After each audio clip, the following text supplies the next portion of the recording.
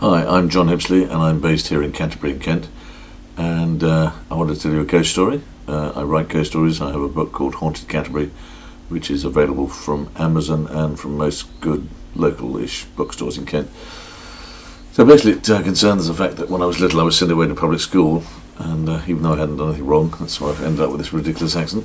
And one night I decided to run away with my best friend Miles Parker, who was well, you know, we'd all have best friends, and we were going to run away to Florida, or, well, we didn't know where Florida was, thought it was near Maidstone, and we were supposed to meet around 9:30 around the back of the bike sheds, as boys do, and he never showed up at the right time, so I waited till midnight, and I decided to go back to the dormitory, and when I got there I could see Miles farting and snoring away in bed like usual, and so I thought I'd better leave him, and then about 4:30 he shook me awake and said, "Come on, let's go now."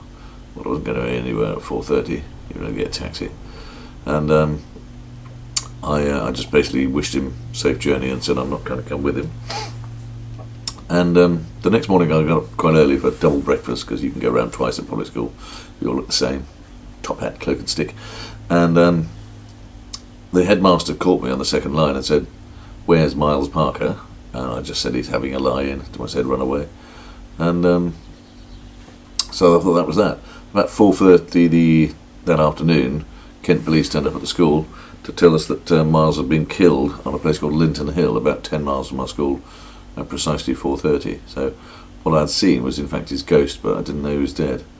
So, well, not a case that I see dead people all the time, but I have been lucky enough to see him once or twice since. And I went to the funeral and made sure he really was dead, not pretending to be dead, get out of games, which is, you know, sort of thing that Miles would have done. And then years later I ended up working in South Africa in a place called Port Elizabeth, and I went to a place called the Seamen's Mission for some reason. I just felt I had to go in. And when I walked in, a chap came up to me and said, "We've been expecting you," which is pretty weird, since I didn't know I was going there myself. And he said, "A friend left you a note." Well, as I unwrapped the note that he handed me, it said, "I've missed you, Miles Parker." So he was following me, or his spirit was following me around the world. I found out later that I'd walked into a spiritualist church that was holding a meeting at that place that day. So maybe the psychic people do have a chance to get to know the better things in life. Anyway, I'm signing off now. If you want to find out more about my business, I run a walking tour of Canterbury called the Canterbury Ghost Tour, and if you look up canterburyghosttour.com on the internet, that'll give you more information.